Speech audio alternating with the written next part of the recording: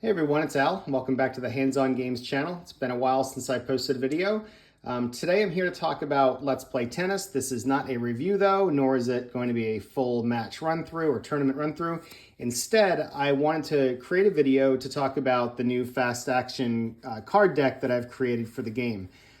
This add-on will be available for free for you to download and print and cut yourself, or you'll be able to order a copy from the PLAAY.com website in a week or two when Keith makes it available. It's 144 cards. They are the size of History Maker baseball player cards. They are printed single-sided, but obviously in either orientation. So there's a total of 288 possible results. If you're playing the doubles version of the game, you also get your decider die. I did create the deck specifically so that you don't need to flip an additional card for a decider die result. All of the die results are split evenly with cards that have a dot or no dot. The cards, there's basically four types of results you're going to get. Either a regular die roll with no particular result. That's what you're looking at here. You're going to have results that have a possible surface check on the serve or a quality check on a return. What's cool is we've gone ahead and printed the qualities right on the card so you don't have to look at the table to figure out which quality you're checking. If there's doubles, went ahead and gave it some special color to make it pop, and a reminder that if it's in range, it'll be a well-executed shot where you reduce your opponent's return range by 1. And finally, unusual is also given its own treatment, so you know that you need to go to the unusual chart for either the serve, the return, or the winner. So that's it. And then, like I said, there's 144 of these. Shuffle them up. Really good when you get them. But then as you're using the set, just go ahead and, shuffle it as you go. And it keeps the pace moving really well. So let me go ahead and give a demonstration of why you may want to pick these up.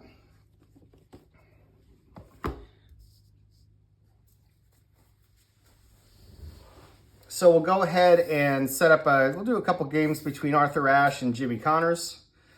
Let's get our markers in here for tracking points, for tracking games. And finally, we need our 8 markers for momentum, or performance, the performance chips. I'll give the cards a quick shuffle. And let's see. The deck does shuffle easier if you cut it in half and just shuffle one half at a time. Obviously, you want to give the cards a good flip every now and then to get the randomness in there. And set up your deck like that. I like to set it on the back court on the left-hand side and just keep my chips over here and discard right here into the front court. And let's go ahead and let's just say Arthur Ashe won the racket flip, and he's going to go ahead and serve. So I will take it slow for 1 point for those of you who are unfamiliar with the game, and then I'll play it at the speed that I normally play it. So for the serve, you flip the first card. It's a 41 for Arthur Ashe. That is neither an ace nor a double fault, so it's a regular serve. Over to Connors. His return is in range because he has a return of 2 to 8, and it's well executed, which means the return range for Arthur Ashe is, instead of 4 to 8, it'll be 4 to 7. Flip a card, you get a 3. It is not in range, but what I forgot, for those of you that probably noticed, since Arthur Ashe began this game with the serve, he gets a performance chip to begin. He can use that chip now to make the return. Goes back to Jimmy Connors. 6 is a good return. It's going to be a check on the backhand quality for Arthur Ashe. He does not have that quality. So it's going to be a weak return back to Jimmy Connors, which means he can try for a winner without having to spend a performance chip. He doesn't have one. So he will try the winner on a range of 3 to 8. He rolls a 9. That means he loses the winner, and it's going to be point for Arthur Ashe. So it's 15 love, and that is sort of like a measured pace of playing the point, probably closer to what it would be like if you were rolling dice. when I play with the fast action card deck, I play a lot faster. I like to, envision the ball really flying back and forth. And obviously I do a lot of the narration in my head. Makes it easier. We don't have to talk out loud. Let me try to do it out loud though, to tell you guys how it feels, how it plays when I'm using this deck on my tabletop. So we got Arthur Ashe to serve. Serve is good. Connor's return. Return is good. By the way, wait, no chips. We're all good. It's a well-executed return for Ashe, which lowers the range for Connors, but Connors makes it also well-executed. So 4-7 for Ashe. He makes the return. Connors on the return is well-executed, and it's outside the range because he lowered it to 4-7. So that was a little hectic, a little sloppy, but Connors wins that point. Following, and you can also go back and see what were the previous rolls. So you can see that Connors had a well-executed return that was in range, reduced Ashe's return range to 4-7 instead of 4-8. Ashe rolled an 8, and there you go. That's why he lost the point. So 15 all, Ashe to serve. It's a 2. It's neither an ace nor a double fault, so it's a well-executed serve, takes Connor's return range down to 2-7. He misses the return, point for Ashe. Ashe serving, well-executed serve, well-executed return, and Ashe cannot make the return, again, because of the well-executed return by Connor, so 30 all. Serve is an ace, so 40-30.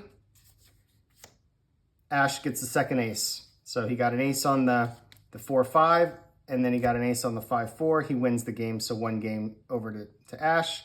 Let's have Connors serve up a game. Connors gets his performance chip, and we'll start. Connors' serve is a 7, which is always going to be good. It's a surface check. Let's say we're playing on grass, since they both have the grass quality. So he gets a single chip. It's not underlined. So now he has 2 chips for playing on the grass. The return is in range. Connor's return is also in range. Back to Ashe, out of range, point for Connors. Connors serves. It's a good serve. It's a well-executed return for Ashe over to Connors, who returns it. He gets a savvy check.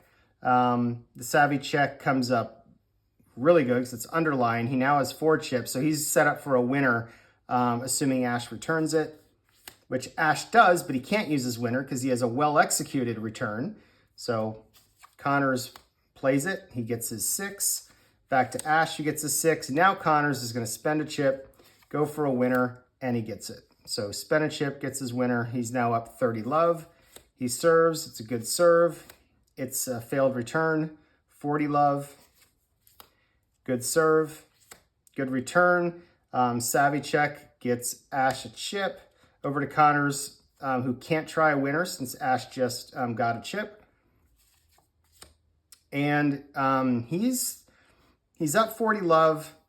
He could spend all 3 of his performance chips to turn this 11 into a good return. I'm going to have Connors hold on to those and go ahead and cede that point to Ashe. So 40-15. It's a surface check. He gets a chip back for being on grass. The return is a quality check on volley. Ashe gets 2 chips. Returns it to Connors, who is going to spend 2 chips to keep this going. Back to Ashe, who's going to try for a winner, I think. Yeah, let's have him try for a winner. He spends the chip, gets the winner, 40-30. Connors serving. It's an 11. It's a good serve. The return is in range. Connors is going to spend the chip and go for the winner for the game, and he gets it. So he spends the chip, gets the winner, game over. So it's 1-1. So that is what the flow of the game feels like with the fast action cards. Probably could have gotten through one more game with that shuffle. That was about half of the deck. So typically go through about 3 games with half a deck, and then all you have to remember to do is when you shuffle it, just sort of like rotate the cards around a bit, shuffle them up, and I found the randomness to be fine. A lot of people don't like playing with fast action cards, given the fact that you are reducing probabilities when you get rid of a card. Totally get that. it's natural to prefer that, that feeling that you always want the possibility of any roll at any time. But I've played enough with fast action card decks, with Second Season, with History Maker Baseball, and now with the tennis game, that I find the trade-off of speed and pace to be well worth that loss of randomization that you might get. And given that the qualities are printed right on the cards, it just makes it work faster. I love the fact that the court is even the right size for these cards. I like a small footprint when I play games. This, not that dice would hurt that, but you have to roll your dice off to the side. You're not gonna be able to roll your dice on here. It's a little cumbersome with all the tokens and everything that you have. So it does keep the play area nice and neat, and it keeps the pace going pretty fast. I also like the fact that you can quickly rewind the cards to check where you were if you sort of like lose your place. So that's it. Those are the Let's Play Tennis fast action cards. I will go ahead, by the time this video posts, the download for the 8 sheets of cards with cut lines will be available at the Play Games FAQ. Just click on the Play Goodies link and you'll be able to find that download by navigating to the Let's Play Tennis folder. In addition to that, you'll find one other file there. This is a point-by-point game aid that I created, and this is probably one of the more unnecessary game aids that I've made, only because Let's Play Tennis has a very concise rule set, and it's very easy to memorize all of the serve, return, winner rules in the game.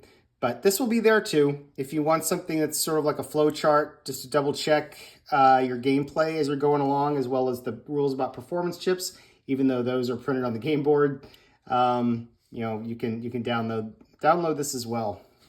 So thanks for watching. I hope you find this this video good in making a determination whether you want to download and print and take all the time to cut these cards out. You can also do what I do, which is I go ahead and spend the money and buy perforated cardstock. So these are not hand cut. These are all perforated on the same kind of cardstock that Play Games uses. And that exact stock is also on the Play Games FAQ for what you'd want to order if you were going to go this route. So that's it. Hope you guys are having a great September, and talk to you next year when I make my next video. Bye.